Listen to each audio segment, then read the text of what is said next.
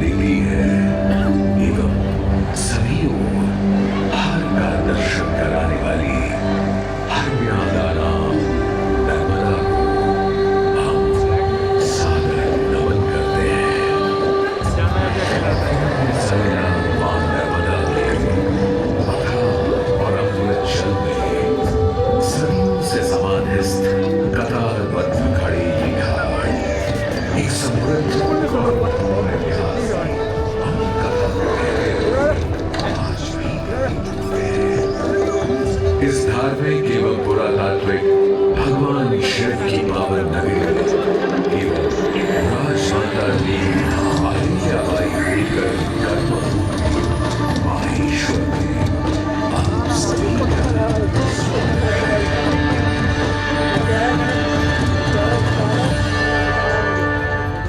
महेश्वर, जिसका इतिहास भारतीय पुरातत्वविद स्वर्गीय पाटणकर जी और उनके दल के शोध अनुसार हड़प्पा संस्कृति से भी प्राचीन होने की संभावना को व्यक्त करता है। वहीं पौराणिक काल में रचित वेदों, पुराणों और उपनिषदों इत्यादि में इसका वर्णन माहेश्वरी के नाम से किया गया है।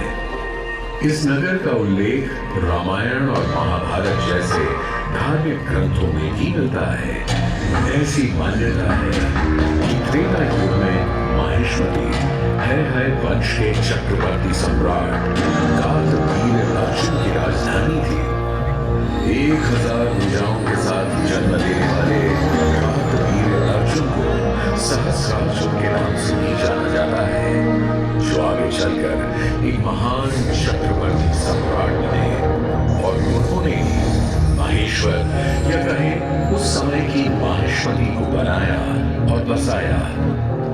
इसी नगरी में सहस्रधारा स्थान पर 7 कुंड विद्यमान है, जहां सहस्रार्जुन भगवान दत्तात्रेय की उपासना किया करते थे, जिससे उन्हें अनेक दिव्य शक्तियां प्राप्त हुई।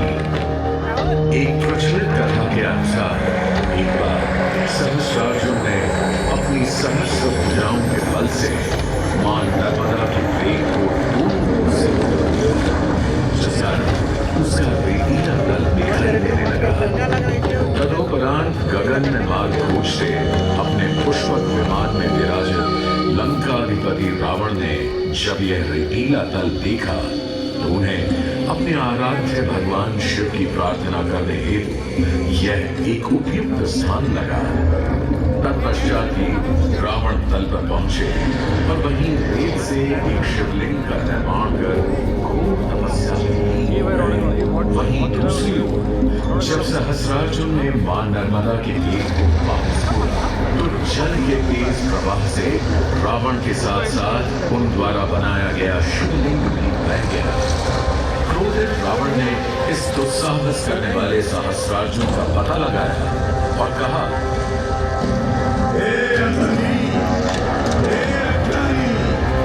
तुमने रावण की पूजा में विघ्न डालने का दुस्साहस किया है। तुम्हें इसका दंड अवश्य ही मिलेगा।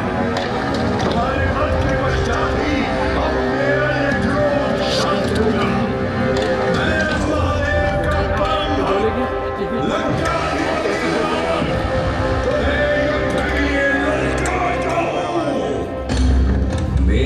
सहस्त्र भुजाओं के समक्ष तुम्हारी ये सब मायावी शक्तियां व्यर्थ है रावण। अब शब्दों के बाण चलाकर विलंब न करो, आओ युद्ध करो।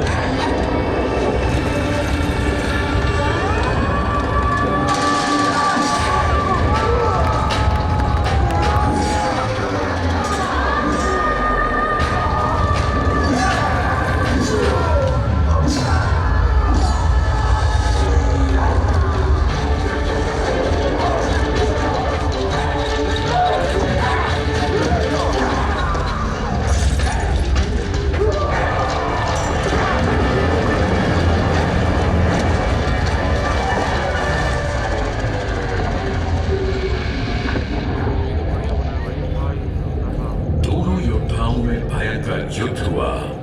सहस्रार्जुन के बाहुबल के समक्ष रावण की सारी शक्तियां कमजोर पड़ गई। अंततः युद्ध में सहस्रार्जुन विजयी हुए।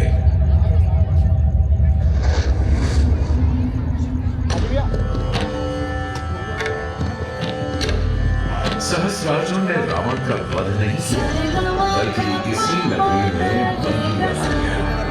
यह मान्यता है कि सहस्रार्जुन की पत्नियां रावण के 10 सर एवं एक हाथ पर दिया जलाया करती थी। आज भी महेश्वर में स्थित राजराजेश्वर मंदिर में 11 अखंड दीपक प्रज्वलित हैं, जो सदैव जीवित रहते हैं।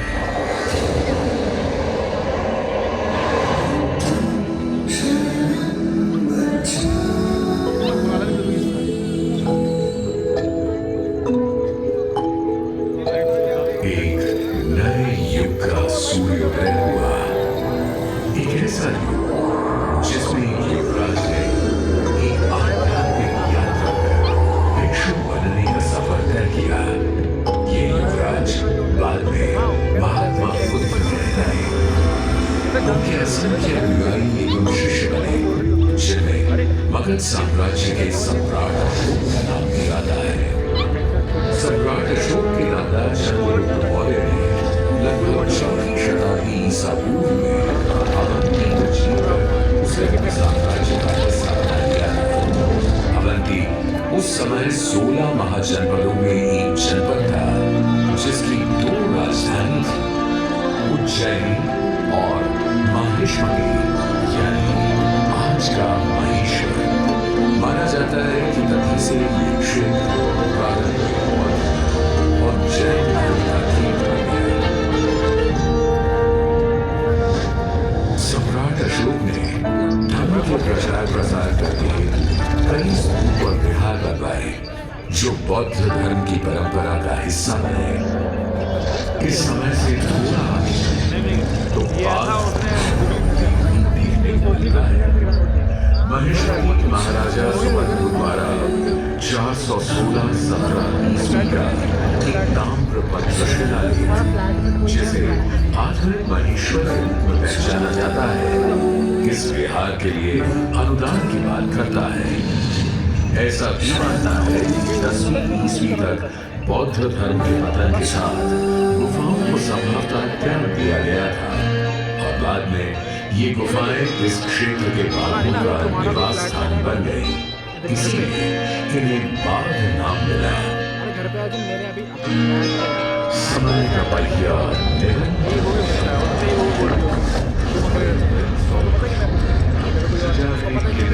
राजवंश आए और चले गए, लेकिन महेश्वर का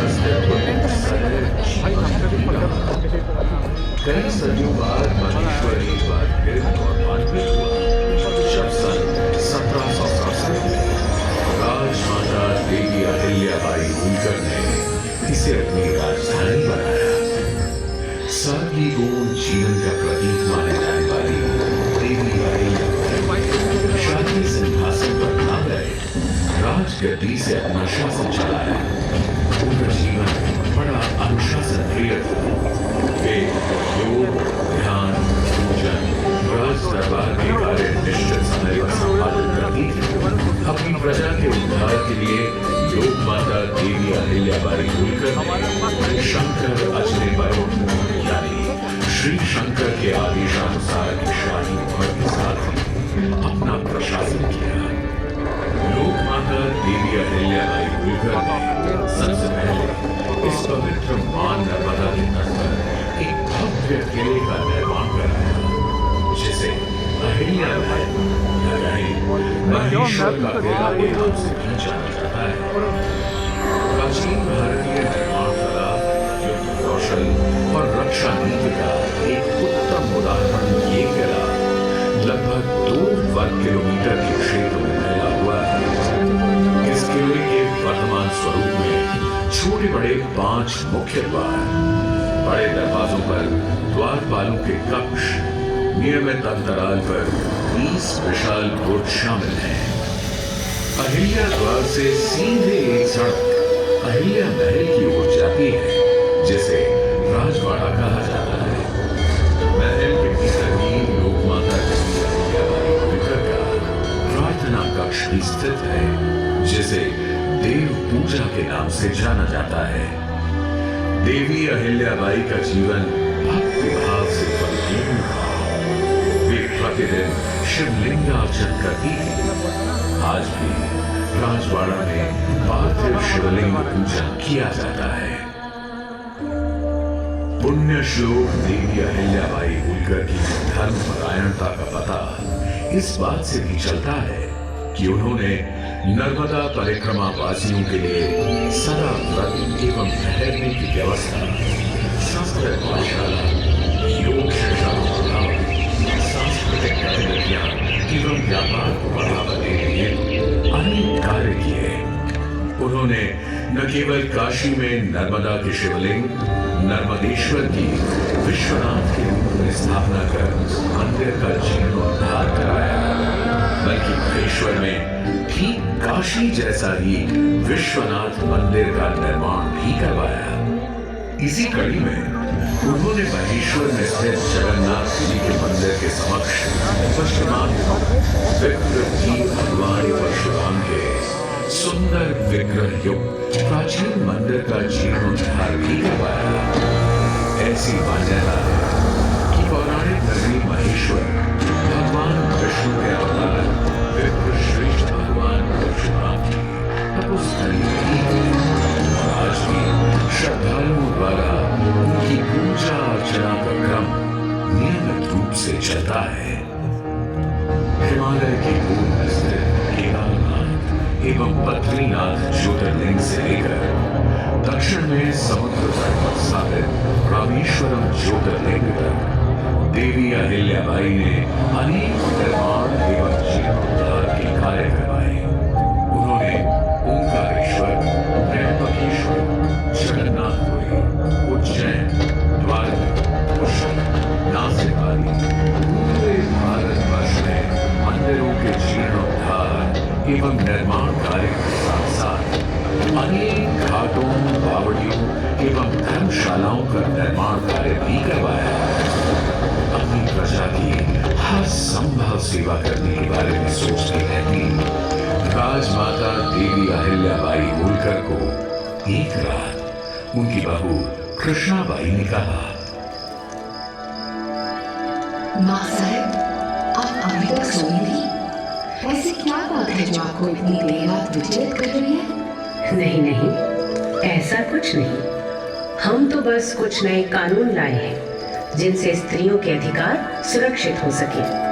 अब हमारे राज्य में विधवाओं को पति की संपत्ति पर तथा पुत्र को गोद लेने का अधिकार मिल सकेगा। इसके अलावा न्यायपालिका को मजबूत करने के लिए राज्य में नियमबद्ध न्यायालयों का निर्माण कराया जाएगा। ये तो प्रजा के लिए बहुत ही अच्छा होगा माँ साहब। पर माँ साहब, आपने सुरक्षा के विषय में भी कुछ सोचा है? क्योंकि कुछ समुदाय समाज से खुद को अलग समझते हैं। तुम्हारा इशारा मैं समझती हूँ कृष्णाबाई। मैंने विभिन्न समुदाय के लोगों को समाज की मुख्य धारा में लाने का फैसला कर लिया है। मैं उन्हें उनकी पहाड़ी अस्थिरता से हटा ईमानदार किसानों के रूप में बसने के लिए राजी भी कर चुकी हूँ। सुरक्षा की समस्या हल होते ही हमारे राज्य में व्यवसाय में बढ़ोतरी होगी। सुरक्षा के मद्देनजर उन द्वारा महिलाओं की सशस्त्र सेना भी बनाई गई। राजमाता देवी अहिल्याबाई होलकर की नीति के अनुसार सुरक्षा समस्याओं से निवारण होने के बाद महेश्वर में तरह तरह के व्यवसायी एवं कारीगर आने लगे। यह नगर अनेक बुनकरों, मूर्तिकारों एवं कारीगरों का घर बना। महेश्वर का यह क्षेत्र वस्त्र निर्माण का एक सुंदर केंद्र बना और यहाँ निर्मित महेश्वर साड़ियों की सुंदरता तो पूरे भारत में प्रसिद्ध हो गई। सदैव श्वेत वस्त्र धारण करने वाली राजमाता देवी अहिल्याबाई होलकर की पहचान एक विनम्र एवं उदार शासक के रूप में थी, जिन्होंने लगभग 30 साल होलकर वंश का कार्यभार संभाला। 13 अगस्त सन 1795 को वे अपने राज्य एवं अपने प्राणों से भी प्रिय अपनी प्रजा को हमेशा हमेशा के लिए छोड़कर पंच तत्वों में विलीन हो गई। होलकर राज्य में दरबारी पंडित खुशहाली राम ने पुण्य श्लोक देवी अहिल्याबाई होलकर के गुणों का वर्णन करते हुए अहल्या कामधेनु नामक ग्रंथ भी लिखा, जो देवी अहिल्या कामधेनु के नाम से प्रसिद्ध है। राजमाता देवी अहिल्याबाई होलकर के कुशल नेतृत्व एवं सैन्य प्रतिभा ने आने वाली पीढ़ियों को प्रेरित किया। 19वीं शताब्दी के शुरुआती दौर में होलकर राजवंश से ही महाराजा यशवंतराव होलकर ने ब्रितानी हुकूमत के खिलाफ जंग छेड़ दी। उन्होंने भारतवर्ष के सत्ताधारी राजाओं को अंग्रेजों को भारतीय सत्ताओं से खदेड़ना शुरू कर दिया। महाराजा यशवंतराव होलकर की बहादुरी और सटीक युद्ध रणनीतियों से भयभीत हो अंग्रेजी अफसर चार्ल्स मेटकाफ ने भी ब्रितानी हुकूमत को दिए अपने एक पत्र में लिखा, I'm compelled to feel that we are disgraced and Holkar is the prevailing power in Hindustan. अंग्रेजों के अलावा मुगल शासक शाह आलम ने भी महाराजा यशवंतराव होलकर की प्रशंसा करते हुए उन्हें महाराजा अधिराज राज राजेश्वर आलीजा बहादुर की उपाधि से सुशोभित किया। आजादी की पृष्ठभूमि से आगे चले तो महेश्वर समृद्ध इतिहास, कला, धर्म, संस्कृति एवं पुरातात्विक धरोहरों को संजोए हुए आज भी खड़ा है। अपने धार्मिक महत्व के कारण ये शहर काशी के ही समान भगवान शिव की नगरी है, इसलिए इसे गुप्त काशी भी कहते हैं। प्राचीन माहेश्वरी और भगवान शिव से जुड़ी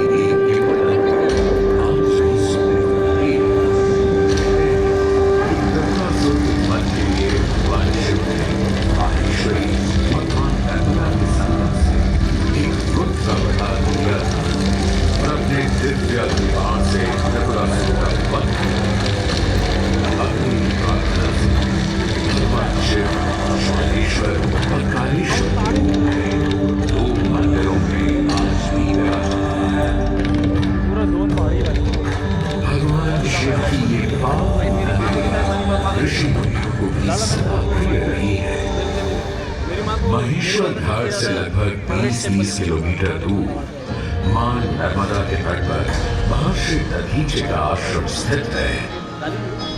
मान्यताओं के अनुसार ये वही महर्षि दधीचि हैं जिन्होंने मानव कल्याण के लिए देह त्याग कर अपनी रीढ़ की हड्डी देवराज इंद्र को दान दी। उनकी इस रीढ़ की हड्डी से वज्र अस्त्र बना, जिससे वृत्तासुर राक्षस का विनाश हुआ और तीनों लोगों में पुनः धर्म की स्थापना हुई। धर्म की बात हो तो महेश्वर ही वह स्थान है जहां पंडित मंडन मिश्र एवं नर्मदा अष्टकम और सहस्रार के रचयिता जगत गुरु आदि शंकराचार्य के बीच शास्त्रार्थ हुआ एवं सनातन धर्म को एक उत्तम दिशा मिली। यहाँ लगभग 25 छोटे बड़े घाट हैं जिनका अपना ही एक महत्व है। बड़घाट, पेशवा घाट, मनोकामनेश्वर घाट, माधवेश्वर घाट पर संतों के सुमुख से श्लोक, दोहे, चौपाइयां सदैव पहुंचती ही रहती हैं। वैसे आप अभी जहां उपस्थित हैं अहिल्या मां साहेब घाट या कहें कि महेश्वर घाट कहलाता है। इसी घाट की सीढ़ियों से ऊपर जाए तो पुण्य श्लोक देवी अहिल्याबाई होलकर को श्रद्धांजलि अर्पित करती अहिलेश्वर छतरी है। इसी के सामने मल्हार राव द्वितीय के छोटे भाई को समर्पित छतरी भी विद्यमान है। इसके अलावा महेश्वर में मां भवानी देवी का मंदिर भी स्थित है, जिसे मत्स्य पुराण के 13वें अध्याय में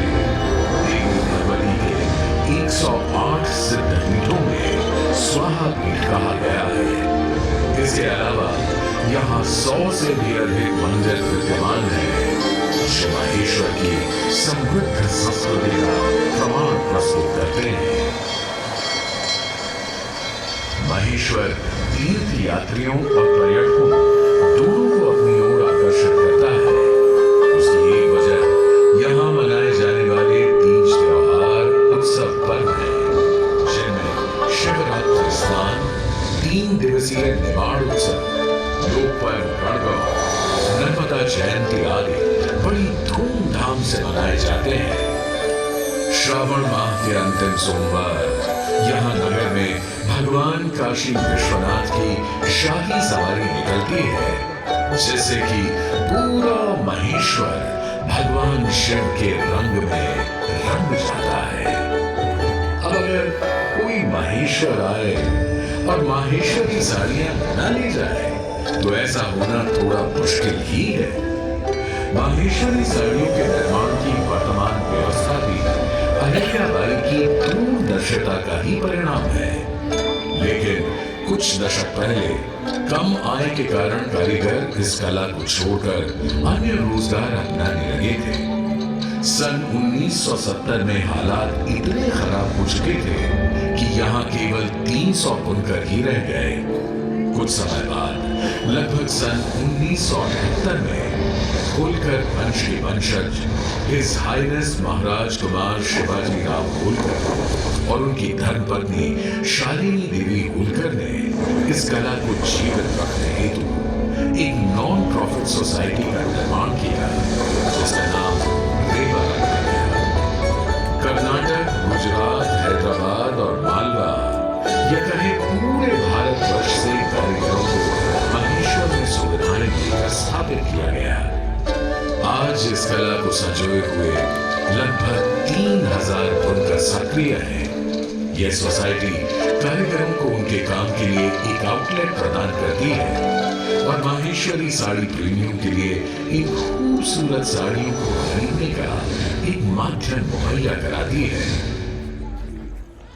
नर्मदा अर्थात ना मरने वाली, चट्टानों का सीना चीरकर पहाड़ों से संघर्ष करते हुए अमरकंटक से अंबाल की खाड़ी तक की लंबी यात्रा कर मां नर्मदा करोड़ों लोगों के जीवन यापन का आधार बनी। उनके संघर्ष से जो रंग उत्पन्न हुआ, उसी कारण मां नर्मदा का नाम रेवा पड़ा।